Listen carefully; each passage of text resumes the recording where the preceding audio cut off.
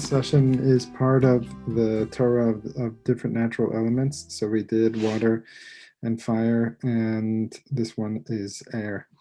And it's part of the Prostone Center Torah of Earth page, and you go prostoncenter.org/Torah to find the rest of the recorded classes. And Prostone Center Online has all of the other sessions that we're doing, and there's a whole bunch of stuff, and I hope you enjoy it.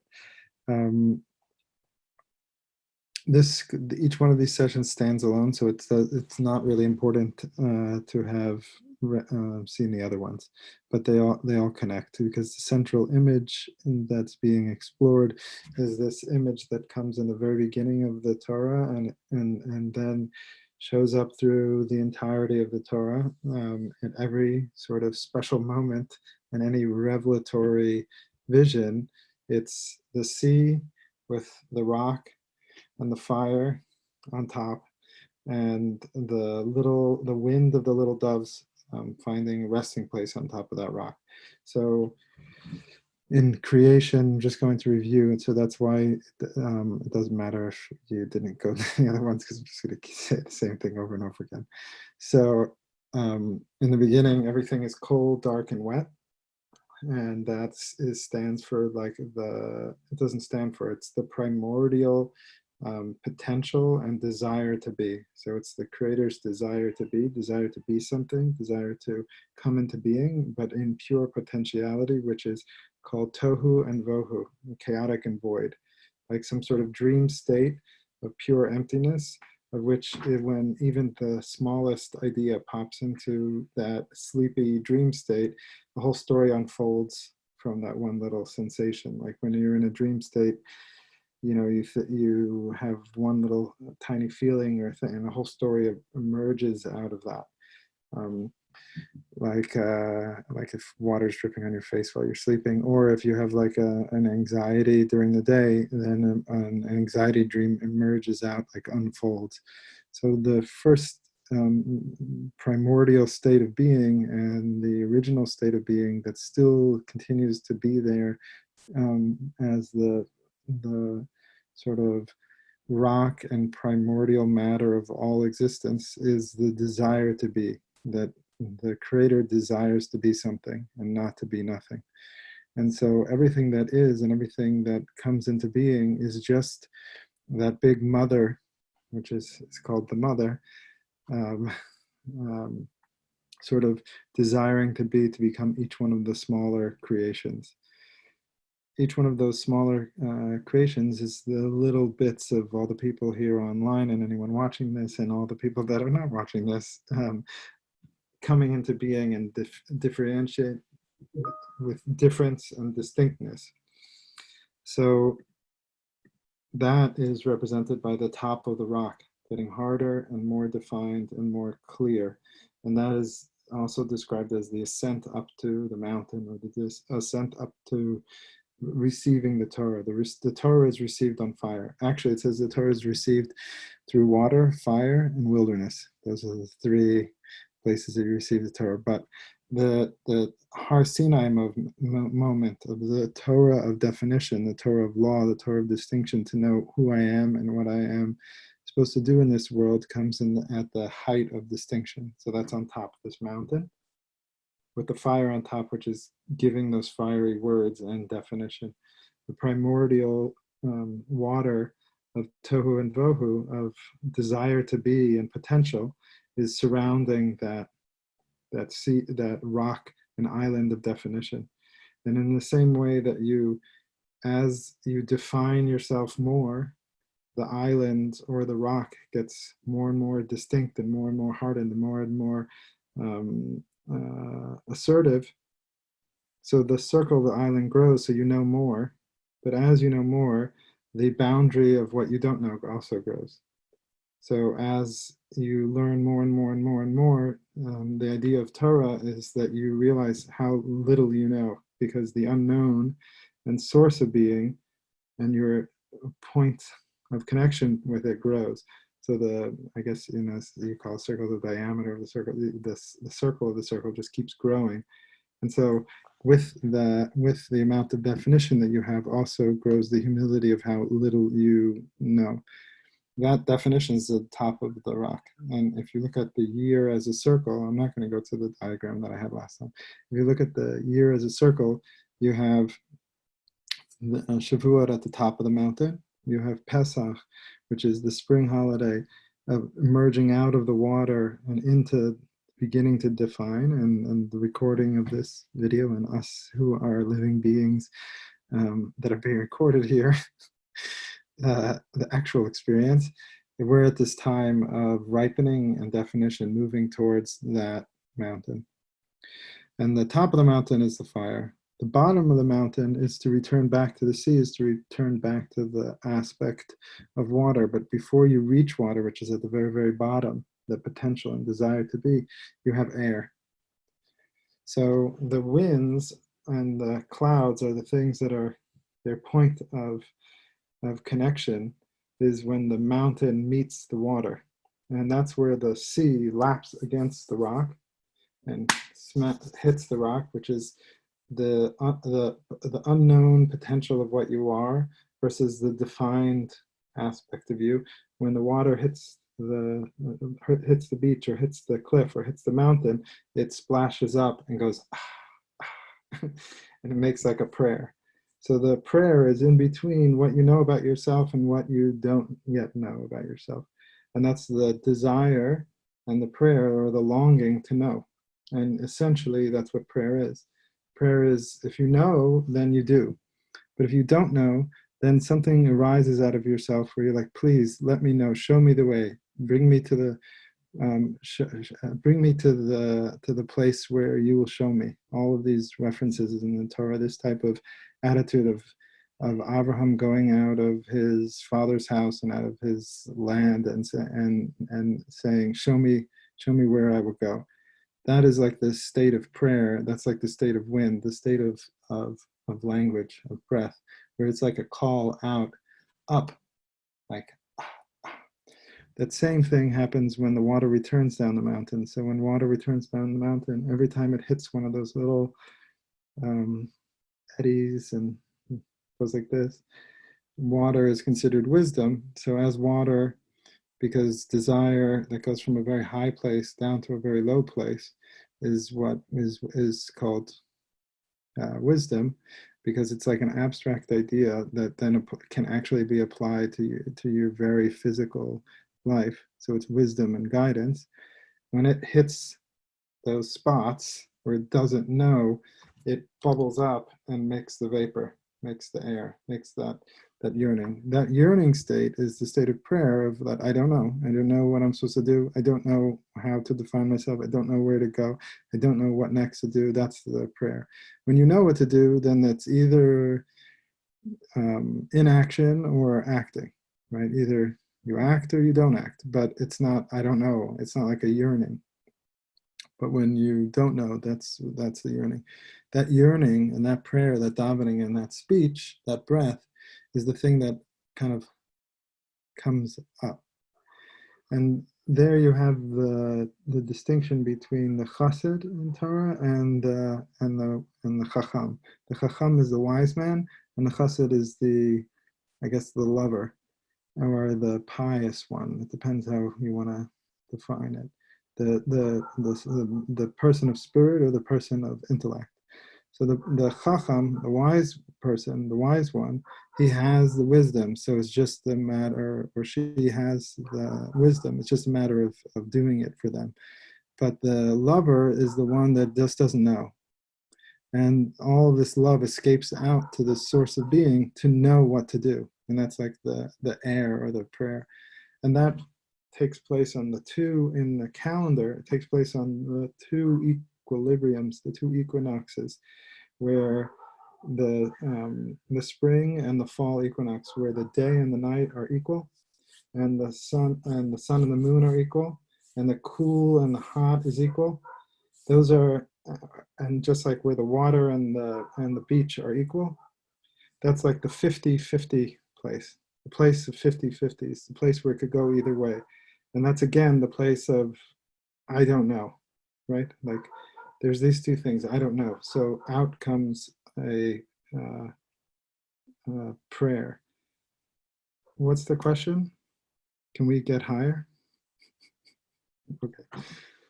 L'chaim. I don't know. Was that the question? So that's mainly, if there's thoughts, inspirations, connections, questions that come up, you can put them into the chat or just speak up also. So I'm going to, again, this class usually goes for an hour and a half. So warning. And if you go to the source sheet, let me see, does everyone have that source sheet? It's in the chat. I'm just going to read from one of the verses. Maybe I could make share my screen.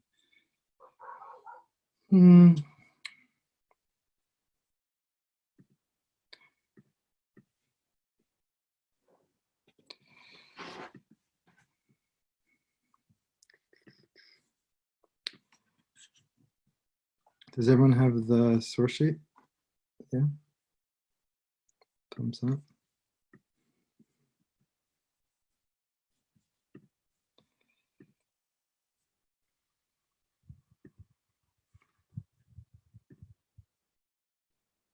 Did it show up, the screen?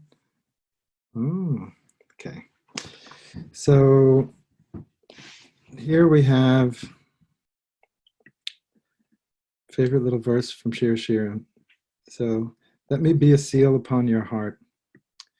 Now again, the Shir Shirim is called the Holy of Holies, the Song of Songs, and it's the Song of Solomon, and it's a love song.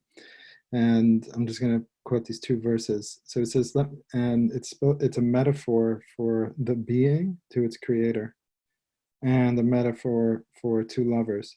And that's what nothingness and somethingness is. So it's like the love affair between what is and what could be and what never was and never will be to what the actuality. So let me be a seal upon your heart, like the seal upon your hand. For love is fierce as death, and passion is as mighty as Sheol. Sheol is like the underworld. Its darts are darts of fire, a blazing flame. So this is the lover, sort of the creator on top, speaking with this fire. Many waters cannot quench the love, nor rivers drown it. If a man offered all his wealth for love, he would be laughed at. So this line is that love is like the most important thing, and it's sort of sitting on this rock of security in a vast waters, and it can't be put out because the fire and the passion keeps burning it and giving it clarity.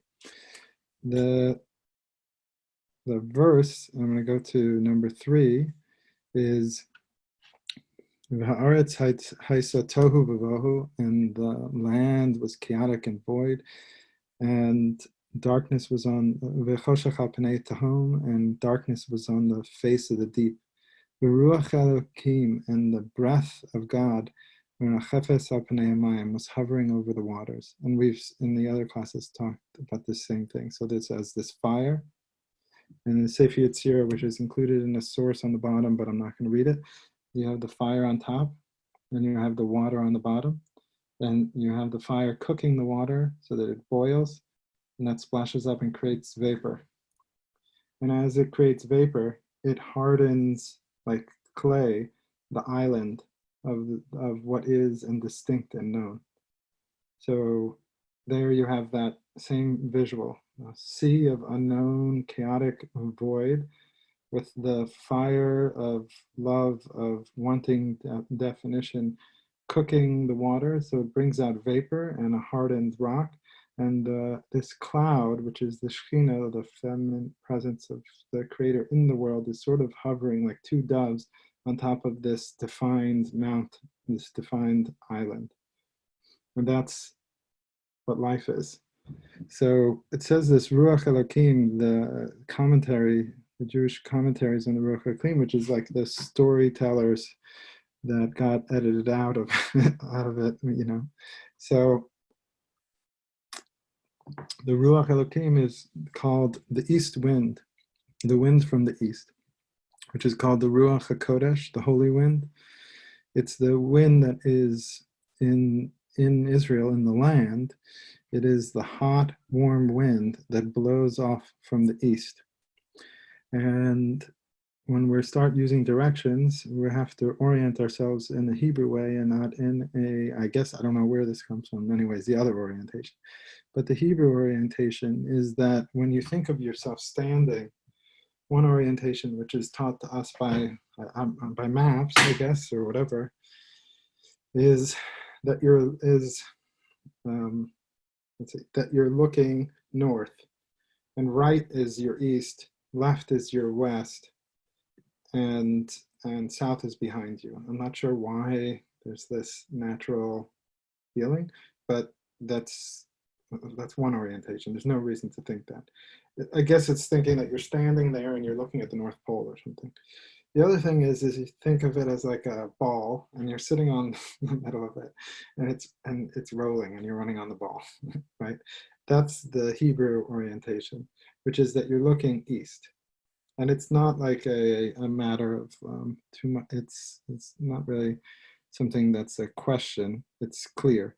So even the word Yamin means south, and Smol means north. And the orientation on the Hebrew geography is that east is where the sun is coming from, and so everything is emerging from there. That's why it's like the line of fire that comes from the east. The line of water is going from north to south. So you have the ocean is north to south, and you have the one big river. There's many rivers, but the one big river running through Israel is north to south. So you have the water line going north to south, and you have the fire line going east to west.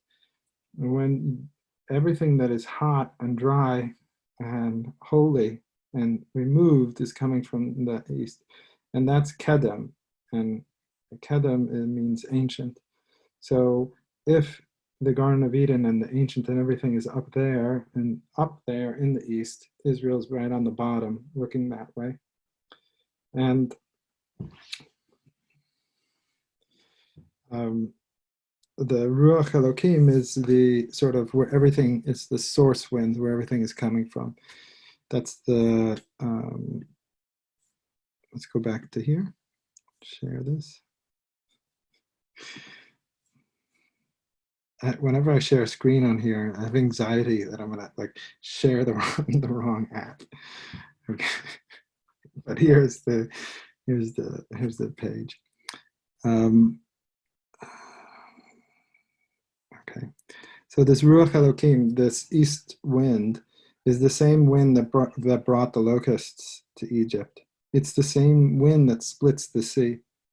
So the splitting of the sea is the same hot wind that split the waters of potential and the deep darkness of creation for there to be anything existing at all. It's that same east wind.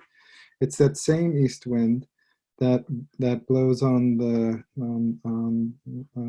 waters and splits the sea. And it's that same east wind that blows through you, that gives you teachings and wisdom and direction and guidance and definition from your primordial sea to gain that wisdom. And that's called the Ruach Elokim, which in English sometimes gets translated as Holy Spirit. The Holy Spirit is blowing through you, i.e. that voice of conscious and that thing that says, you know who you are, you know what you should do, you know, the teacher that is blowing through you. So let's see. Just out of love for King Shlomo, I'm going to read this first verse of Ecclesiastes. So, Divrei Koheles ben David Melech Yerushalayim, Hevel Havalim Amar Koheles, Hevel Havalim Hakol Hevel. So he starts off Ecclesiastes which is Koheles in Hebrew, and he starts it off the words of Koheles, the son of David, king in Jerusalem. Now, in English, it gets translated as futility of futilities, everything is futile. And the Hebrew is heva, which is like vapor and wind. So he says, vapor of vapors, says Koheles. Vapor of vapors, it's all vapor. So he's one of those people that ruins every party, you know. Everyone's having a good time and just trying to keep it light, and then this guy shows up. And now he says, what real value is there for a man in all the gains that he tries to make under the sun? One generation goes, another comes, but the earth remains the same forever. The sun rises and the sun sets, and it glides back to where it rises. Southward blowing, turning northward, ever turning blows the wind. On its rounds, the wind returns. So he's saying that that all of life is sort of existing on this very delicate and treasured, fragile existence. And it's constantly changing and going back and forth, and it's never the same, but it's always the same. That's the point. It's like there's constant change. You can't grasp it. You can't, because that's the whole idea of wind.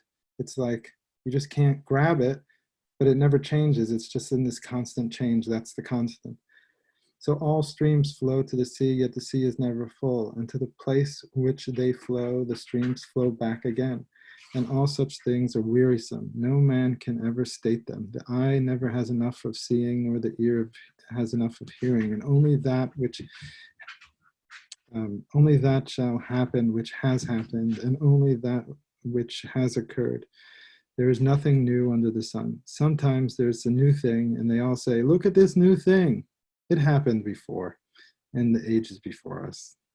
The earlier ones are not remembered, so too those that will occur later, no one will remember, and those that will occur at the very end.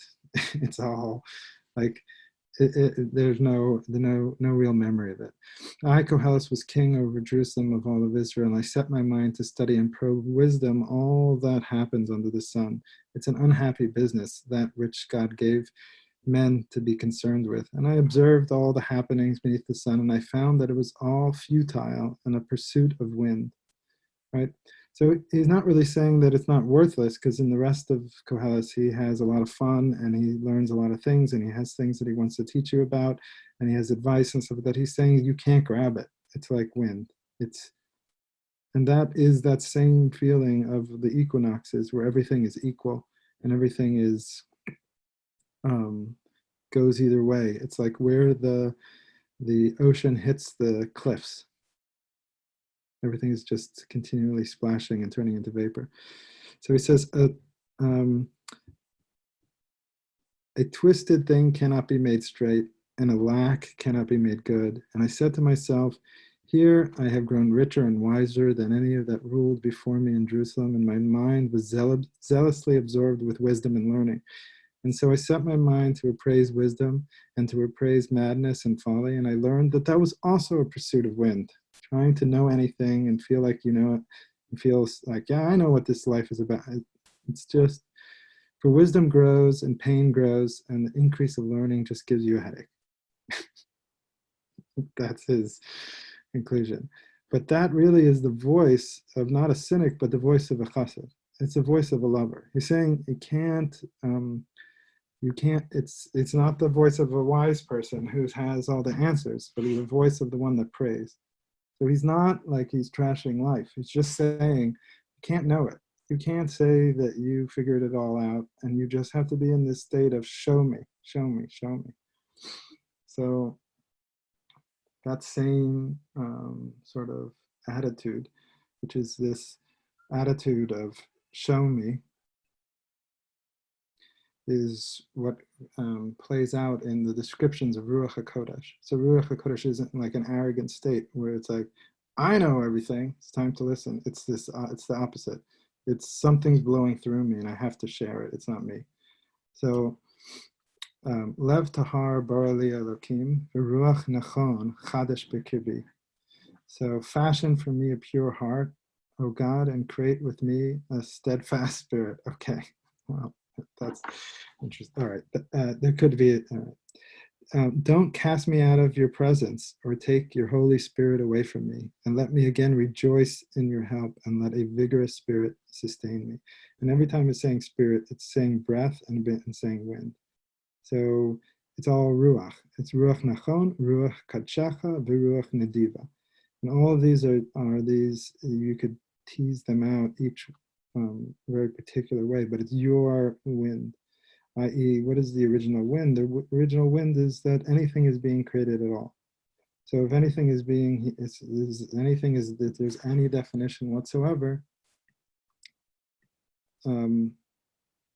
that's like that there is something. And if I'm in the state of this fluttering on top of the rock, where the only thing that I know is for sure is change, and the only thing I'll ever get out of it is love, then that's that's sort of that position. And here you have in the Tehillim, which is in the source number 6, a very explicit one, where he says, "Lamdeni le'asot ritzonecha," teach me to do your will. So again, it's not a arrogant religious posture where he's sure he knows exactly what the Creator wants. It's actually the opposite. He's saying, I don't know your will. I have no definition to it. Please show me the way, right? I'm not assuming that if things were like this yesterday, they need to be like this today, but show me the path to walk right now. And that's that, again, that the non-wise man, wizened person position. Ki ata Elokai, because you are my God, meaning that I'm not the one that knows everything, but I'm in this state of sort of let it blow through me. So ruchecha tova, let your good wind lead me, tancheni be'eretz mishor, so lead me on level ground. And that's that same vision coming through that this is David Hamelech speaking, that let your wind blow through me to show me a path through this unknown place. And the Midrash says that it wasn't Moshe, or it wasn't Moses that split the sea, but it was actually the tribal leader of Judah, who no one knew what to do in the sea, and he just walked into the sea. And he got further and further right up until it went like this, and he just kept walking. And when it got there, then it split. Right? So it was this kind of, the Midrash is teaching that it's kind of that with the Ruach HaKodesh, or with the wind that blows through you, if you're not assuming the position of the person that knows everything, but you're assuming the position of the chassid, the one that says, show me what to do, show me your ways, I'm not going to do anything just because I did it yesterday, then that's a position where you're constantly walking into the water of the unknown and letting it split right before you. And split right before you. It's a hard position to be in, but it's the position of the wind. It's the element of the wind, as opposed to fire, where it has that clarity. The wind is like is looser. I'm going to stop the share for now and check to see. So David is saying that the Jordan River and the Nile go north to south axis. Yes, that's like the line of, that's the line of water. And I just let in some extra people. Hello, everybody. So we're going to share the screen again.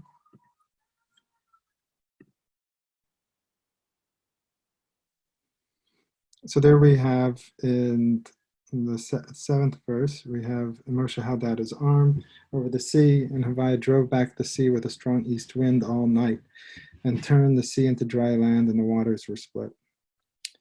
So in the same sort of vision is the way that we are formed in the Torah's description, which is we are made of mud, which is like cold, dark, wet, undefined, and then we're sort of shaped out like a potter, like someone who's working with clay, and then the hot fiery breath gets blown into this little clay homunculus, and then we're given life.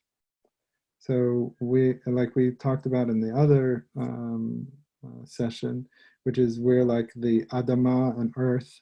Adam is man, and Adama is earth, but it's really the same word in Hebrew. Adam and Adama means earth and earthling, and that's like the little clay part of your body, and then i.e. the matter, the thing that is made out of the desire, the primordial desire to be.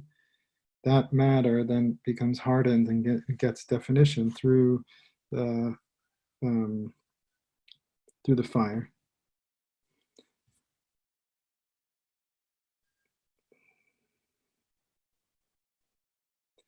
So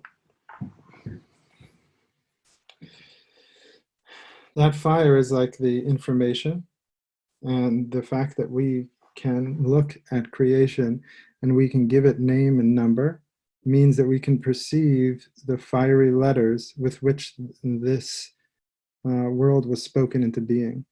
And that power to be able to perceive the fiery letters, i.e. the letters of information, the letters of energy, that i.e. the elements through which this world is created, not the thing itself, the thing that burned it to give it the definition, that gives humankind a special ability to then work and manipulate the things that exist. And that was given through the power of letters that we have, that was blown into our tongue. And the idea there is that that fire is sitting deep inside our throat, like right here, right in our hearts, in the lev part. And the words that come out are the words that are coming from our heart. One of the aspects of the Torah's way of thinking is that we tend to make a dichotomy or a binary difference between our heads, which are our minds, and then our hearts. And we say our hearts are our feelings and our head is our thinking. But if you watch the way the Torah is talking, our heart does the thinking. And the mind has information there, but it's not doing the thinking. The thing that is thinking is the heart. The heart is doing the thinking. And the power that we have to speak with our breath and put it into letters gives expression to our hearts in a way that gives that power, as opposed to a non-lettered communication, which is just like the cries of the rest of creation. And those cries of the rest of the creations and the moans of the rest of the creation is more powerful, but it doesn't contain the letters. So in Hebrew, you have the Hebrew letters, and then you have the nekudot. The nekudot are giving the vowels to it. And that's like the primordial song, which is inside of the letters. And actually, if you want to communicate, you can communicate with just the vowels and not the letters. And you would see that you can communicate so much, right? Because I can go, E, E, that's me, E, E, E. And then oo, or is you, right? And then is them, right?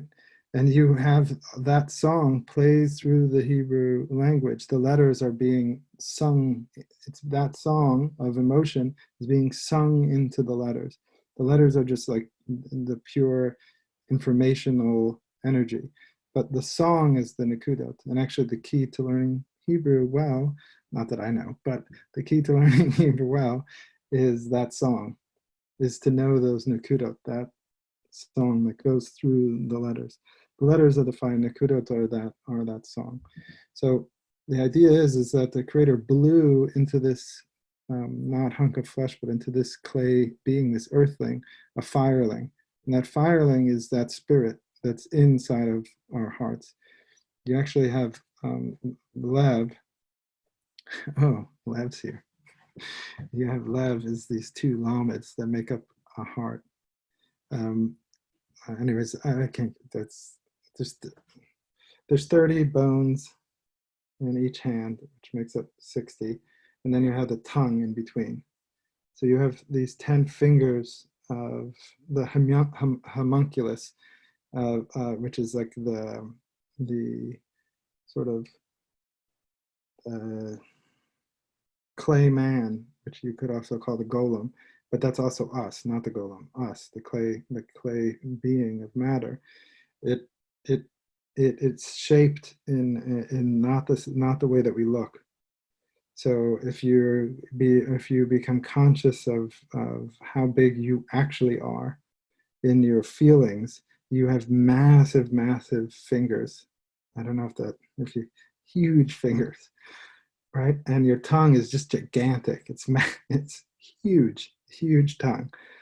And the other parts of your body, like your ears and other things, they're actually tiny. And your arms and stuff, they're very tiny. But your toes are huge, and your sexual organ is huge, and your mouth and your tongue is huge. It's in feelings. And there you have the twinning of the top part of your body and the lower part of your body. So the Psachyah says you have the 10 fingers with the tongue in between, and the 10 toes with the creative organ in between. And then they are both creative organs. One is the creative organ of the biological creative organ, and the tongue is the spiritual or the intellectual or the fire creative organ, the thing that children come out of the voice of a person. For every interaction of the lower creative organ, there's children emerges, and out of the kiss, angels emerge in the Kabbalah. That's in the Psachyah, and that's the source of that twinning. But the tongue, which is making the breath move, is where the neshama and the spirit of a person lies. So anything that's alive and moving around is being said to be the clay, meaning the primordial matter, which is the desire to be, that is going on top of that rock, just moving around. It's the winds that are moving everything around. They're giving life and spirit to everything.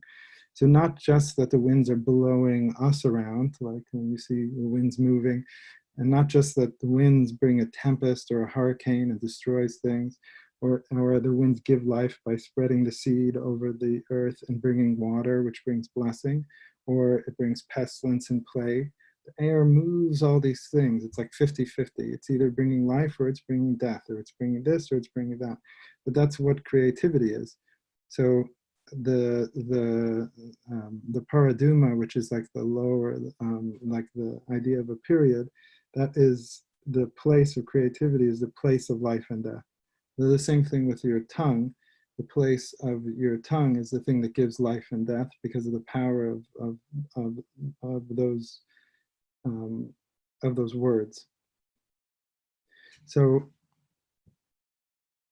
anything that's moving along on earth is also being blown by the wind, right? So the same way that a tree is flapping, my life is actually being blown through the breath that was blown into me. So without the wind element, or without the winds, nothing is happening, nothing is moving.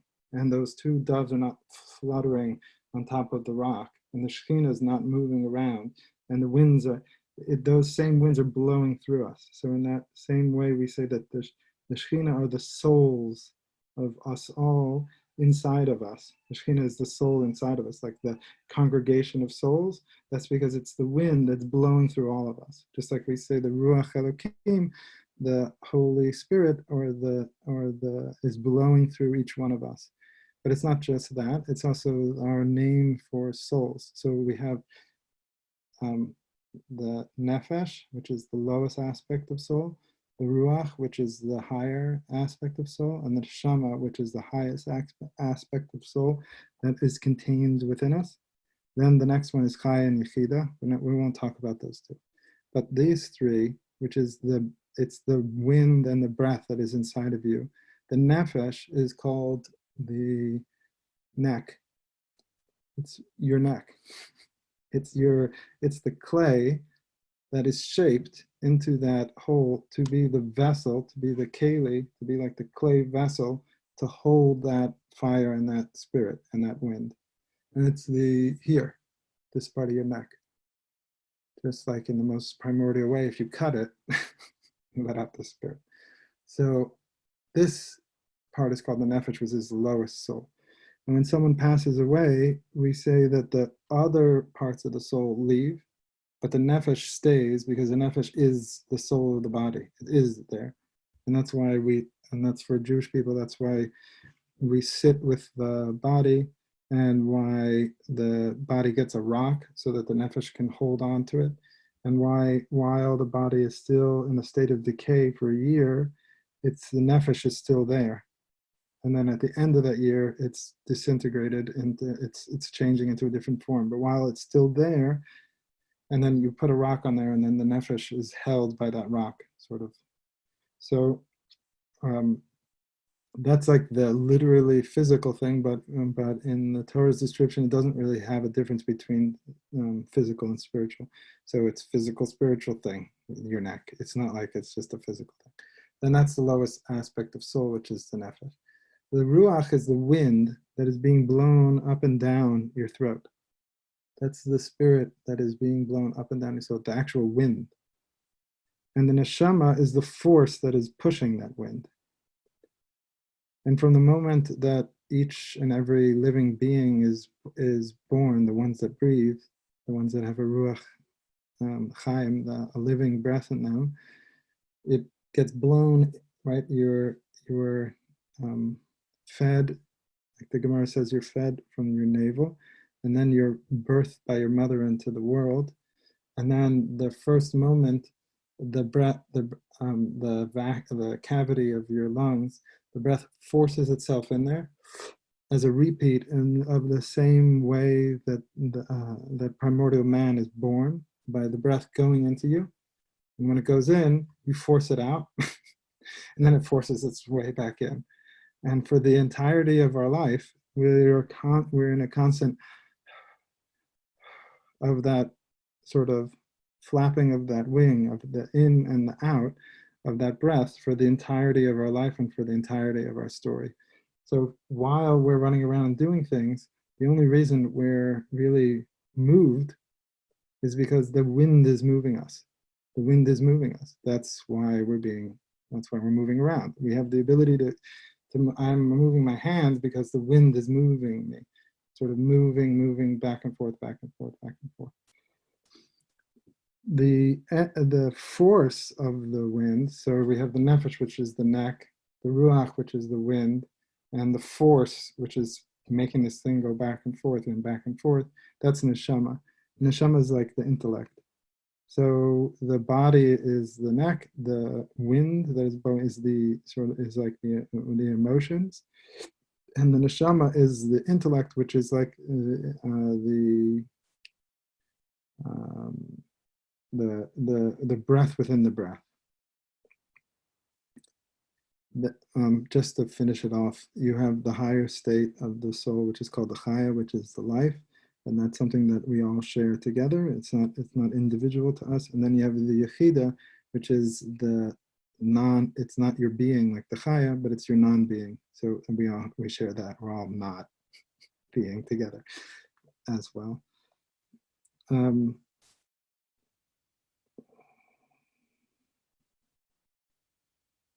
Any thoughts before I share the screen? Or you could type them into the thing, I'll share. Okay. So this is the source 9, which it says, this is a famous one. The Yomer Tzeh, and this is of says, come out, and he called, and stand on the mountain before Havaya, and lo, Havaya passed by. This is Eliyahu. And there was a great and mighty wind, splitting of the mountains and shattering of the rocks of the power of Havaya. Okay, I didn't spell it right. And Havaya was not on the wind. And after the wind, an earthquake, but Havaya was not on the earthquake. And after the earthquake, a fire, but Havaya was not on the fire. And after the fire, a still small voice, Kol Dimamadaka, like a still small voice. That's related to the neshama. So it's not the wind, but it's the inside the wind. It's the force that is moving inside the wind. And that relates to the deepest part of you that, like for instance, when you're making a decision and you do it and it feels right, then you say, yeah, I always knew that. Yeah, I knew that. I knew it, right? Or you say, I can't believe I did that. I knew better, right? Like I just knew, I didn't even know what I was doing. I know better than, like I knew the whole time that it was a mistake. That's the still small voice, the code, the mamadaka that is there, which is sort of like uh, not the just the hevel, not just the thing that is not graspable, but the thing that speaks inside of you. Like I knew what I was supposed to be. So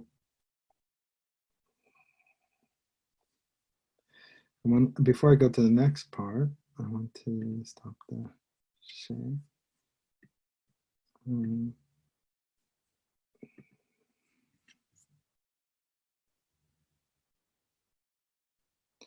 So Tali says Mitzrayim is cutting off speech when we get stuck. Oh, well, isn't that part of the neck when we get? It's also when we get stuck in our whether our addictions are stuck in what we can't move forward. That's also it's also part of that being in that state of being cut off from our truth. Is that Yeah, the that's neck? so beautiful. So Mitzrayim, Metzar means a narrow channel.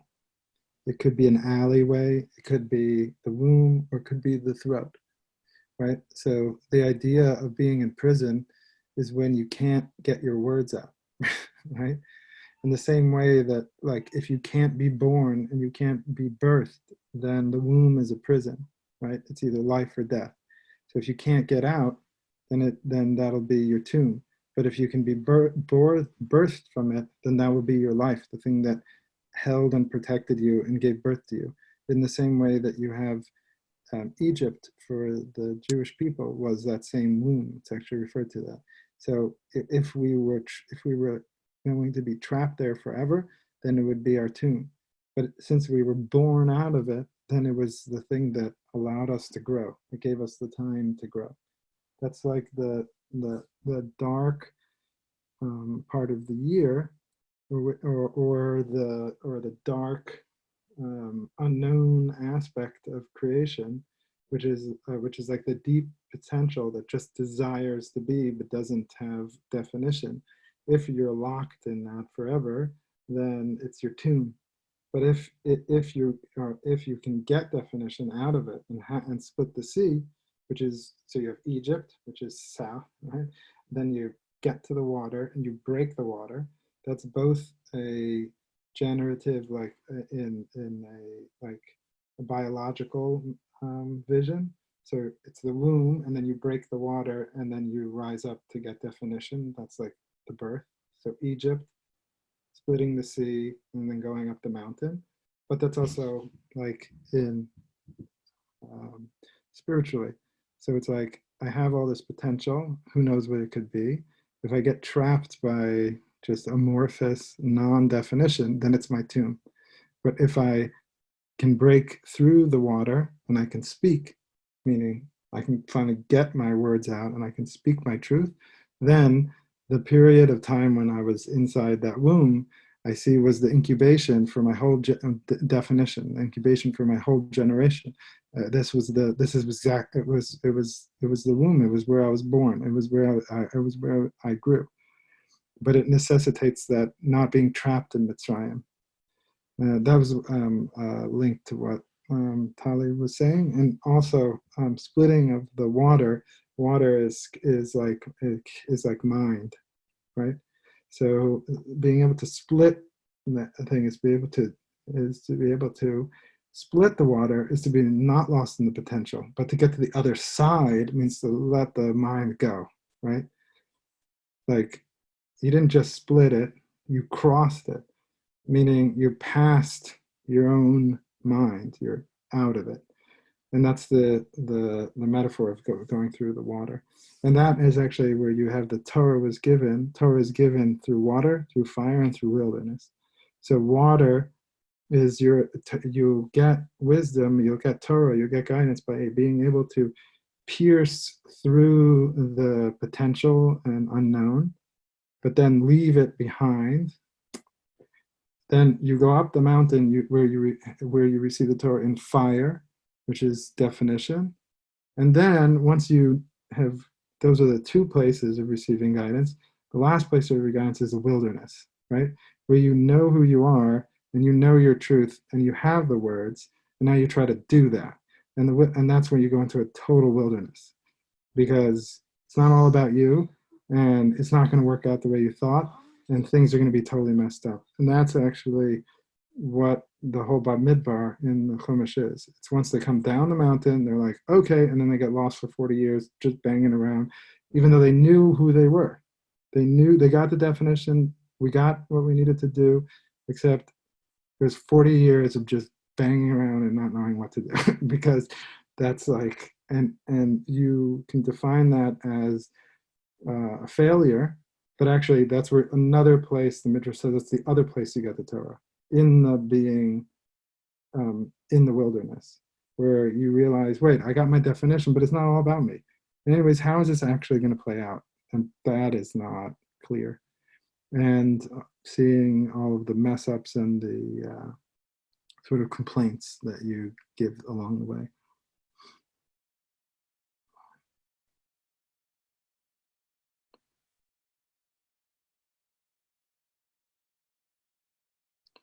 The Vit said that in Hebrew, we use the word nefesh as a rest. Yeah, it's like it's resting in the neck.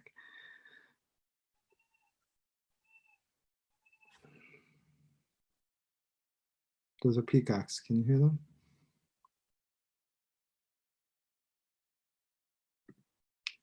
Okay. Anything else that came up?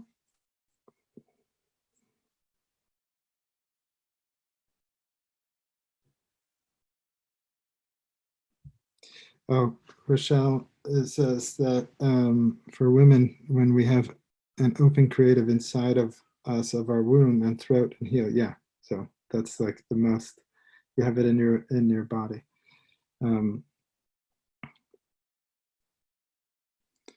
I can imagine.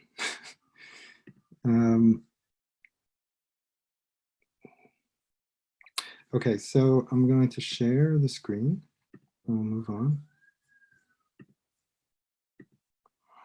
Actually, especially this one is like all the rest of them. Definitely, this is just a very tiny beginning of an opening to this stuff, but there's definitely a whole lot more, obviously.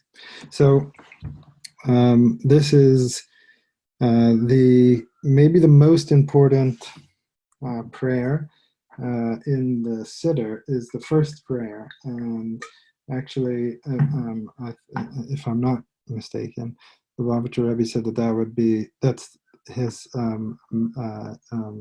huge Torah on this Moda'ani prayer. But the most important prayer is the first prayer that you usher up when you're waking up. So the waking up prayer is Moda'ani. Nowadays, for most Jewish people, in the liturgy, we just say this verse, which is Moda'ani lefanecha, and it doesn't contain a Hashem name. But the original Moda'ani is here, and it's the next bracha that is said after you wash your hands in the code of Jewish law, which says, "My God, the soul." So that's like when you wake up, the first thing you say, "My God." The soul you have placed within me is pure. So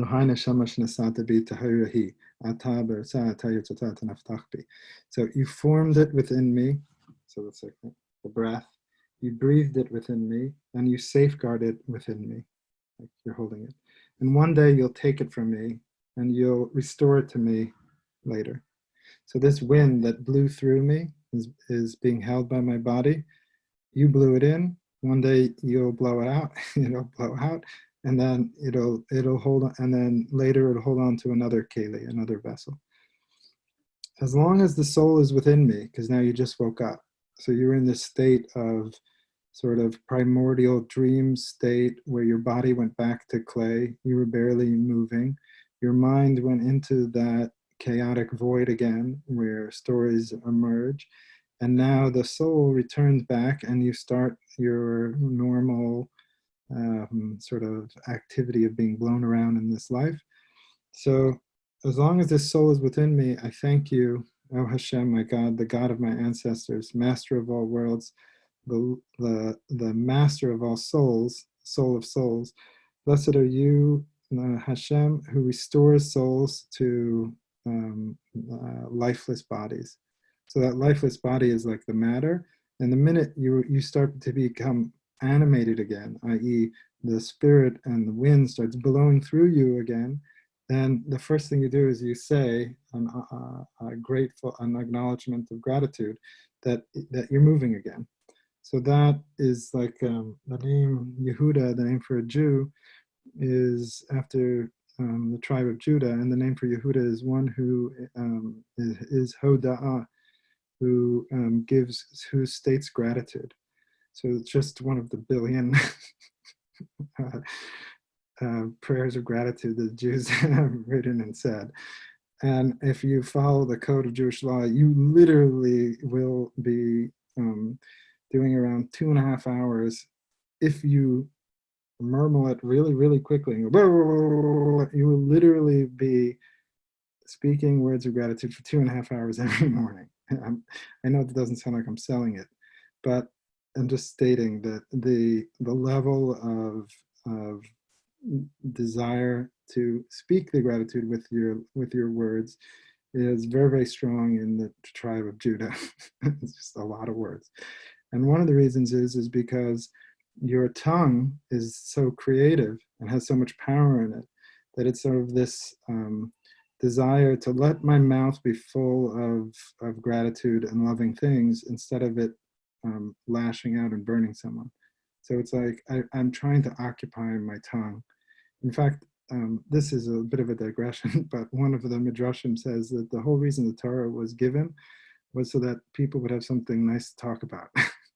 Because if not, it just, it's not like it's necessary. It's just that we're going to talk and we might as well talk about something nice instead of what would happen if we don't. That's one of the midrashim, which I always love. Okay.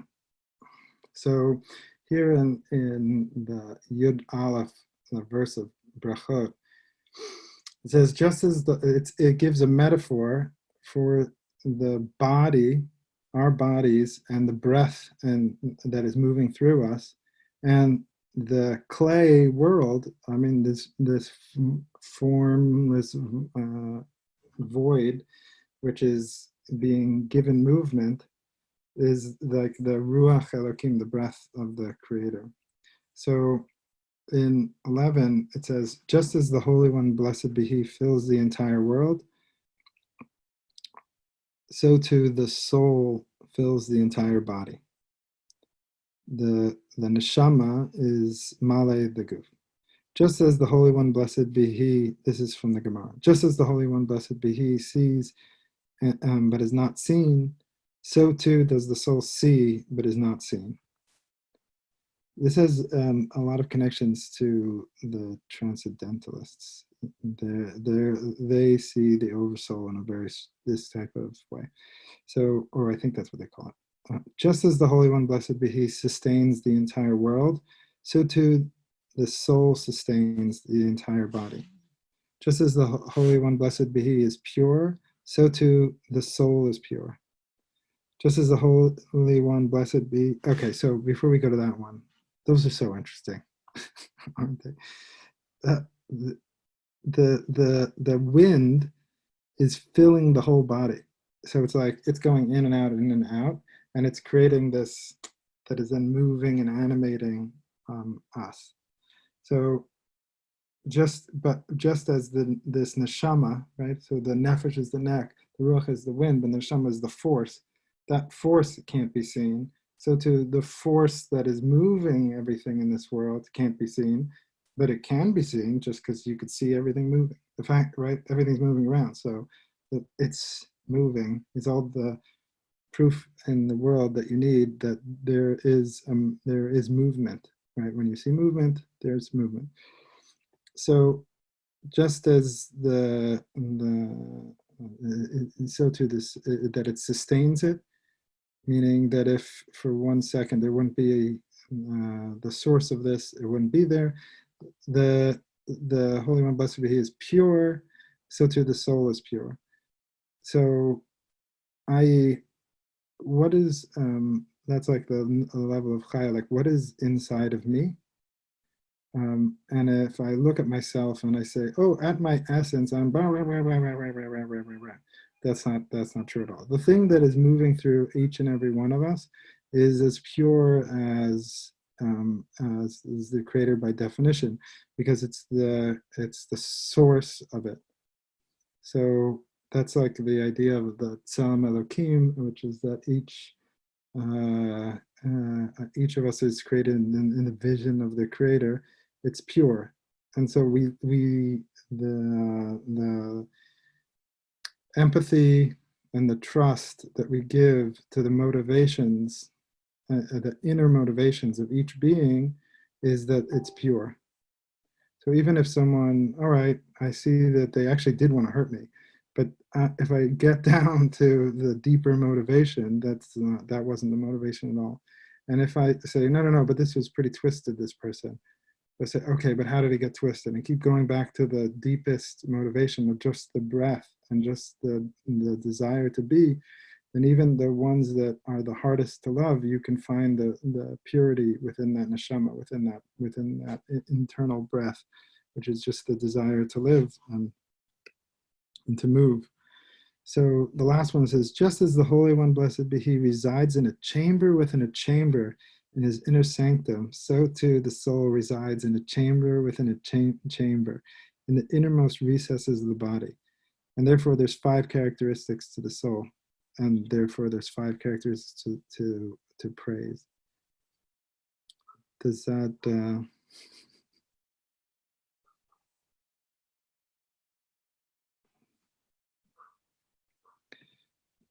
let me see, I'm going to stop the share.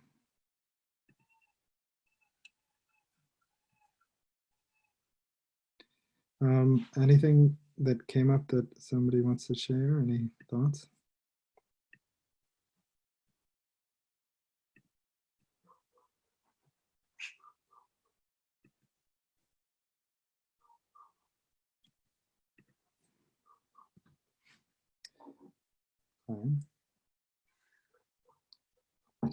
Okay, so there's 4 winds. So we talked about the east wind. So the Psachyah to Rabbi Eliezer, which is not one of these sources, says that the east wind, and it's just the Psachyah to Rabbi Eliezer is from the Midrash, from 2,000 years ago around. So the wind of the east is where the light comes from. The wind of the south is where the dew and the rains of blessing come into the world. The wind of the west is where the treasures of snow and heat and cold and rain and hail come from. That's the wind of the west. I hope I said that right. And the wind of the north is where the darkness comes from. It's like the unfinished part of the world. That's where all the spirits and the demons and the dark, mysterious beings of the world are over in the north. So if we go back to the orientation, you're facing east, so that the sun is rising above you. And even in America, it's easy because when Jews orient themselves east. because it's towards Israel. But in Israel, Jerusalem, the temple was oriented with its door facing east. So, and amongst the many other things, the orientation is to face east. So you have the light, which is the sun, going across like that from the east. And then you have the darkness in the left, which is the north. In fact, it's called the Mediterranean Sea is called the behind sea, the sea that's behind you. It's literally the name for it. It's the sea behind you. So you have the north is where like all the darkness is, and the west is where like um, the snow and the cold and the rain and the heat. That's the equinox. The right, which is the south, that's where the dews and the rains and the blessings are coming into the world. So you have blessings, and then you have darkness, and then you have light, and then you have the sort of the vapors and the storms and stuff like that. So that is corresponding to the calendar, right? So it's sort of like a model where there's nesting chambers inside of each other. So imagine if you're familiar with a Jewish sukkah, a sukkah is these four walls with a ceiling on top. So imagine a sukkah within a sukkah within a sukkah and sukkahs, which is squares, nested chambers within each other. Which these nested chambers are like is sort of like a primary Jewish meditative space, like orientation where you're sitting. In fact, the world is the world is like held up by these four legs and held up in the sea. The firmament, which is dividing between the sea and the sky, is like a sukkah. It has a roof to it, and it's being held up. The temple is like a square, and it's being held up with its ceiling. The Mishkan is like a square. The sukkah is like a square. Avram's tent is like a square with its four sides. So for some reason, the tribe of Jews didn't think of their houses as circles. So our houses were square with four walls and a flat roof. Our sukkah was square with four walls and a flat roof.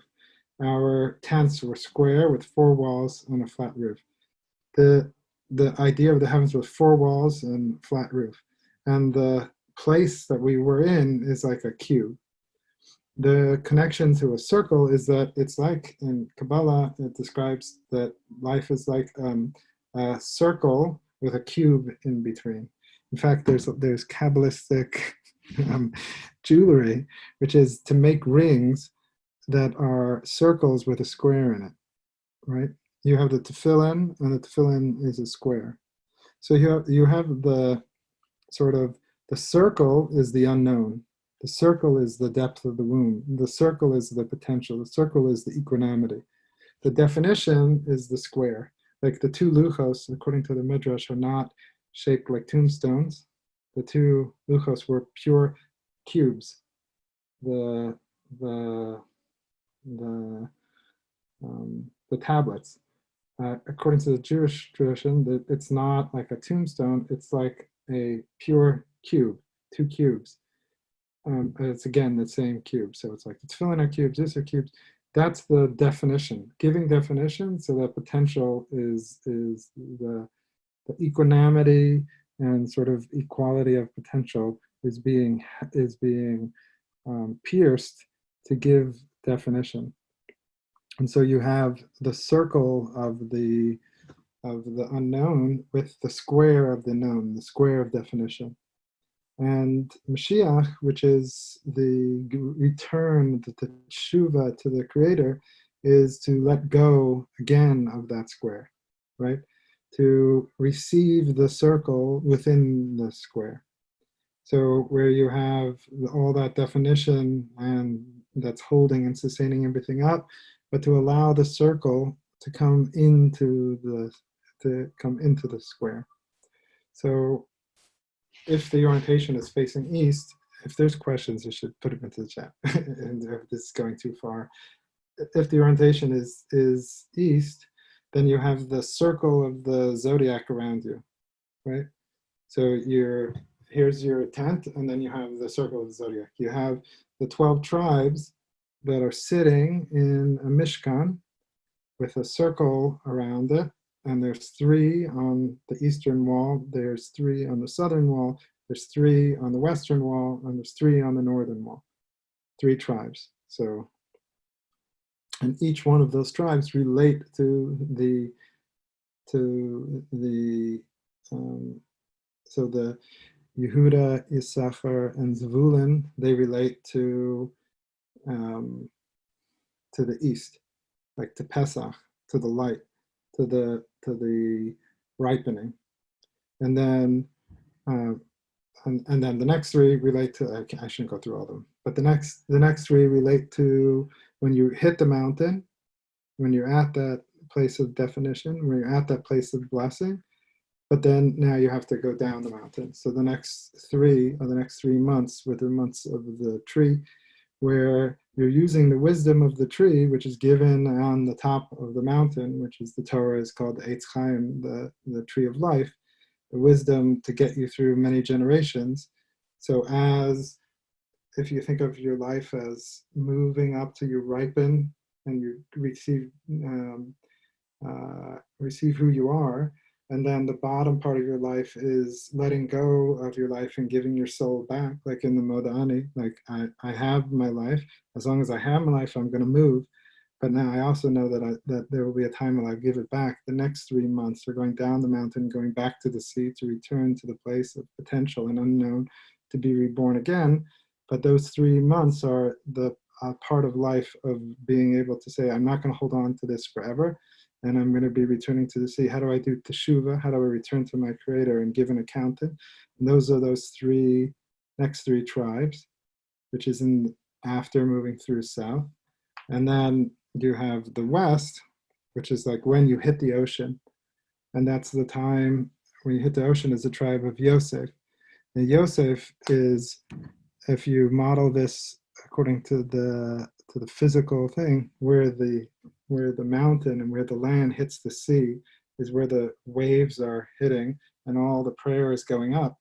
The most intense prayer time of the Jewish year is right where Elul hits Tishrei, right? So Rosh Hashanah and Yom Kippur, which is the very beginning of where Elul hits Tishrei, Tishrei being the sea and Elul being the beach. The waves that are splashing, that's the time where it's the most prayers are going up. And then you have the 3 tribes of Ephraim, Manasseh, and Binyamin, which are the descent down. And then the 3 tribes that are the return back up, like through the pregnancy to be born again, or to be born. So the middle line is the place of winds. So the place of winds is where the beach, where the water meets the rock over here, and where the water meets the rock over here. The most prayer is when you're returning, and the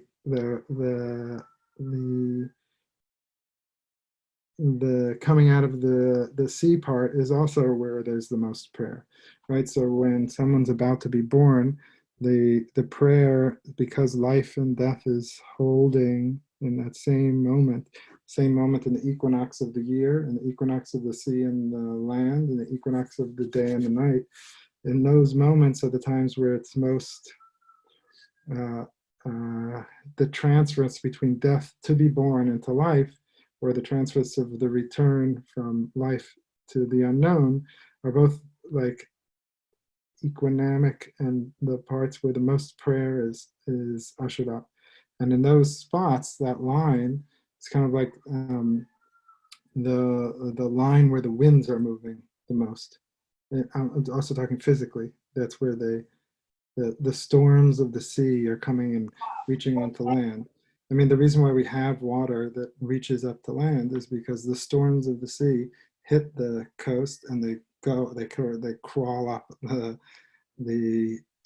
they crawl up the land, raining blessing on it. And that's like the domain of wind. And the domain of wind is in Pesach and in Sukkot, but mostly in Sukkot. And that's why in the time of Sukkot is the time where the spirits are coming down the mountain and our ancestors are coming to visit us again. And we set up a little booth as a square with a little roof. And we welcome in our ancestors. So we have the Ushpizin, which are the guests of our ancestors, and they sit with us.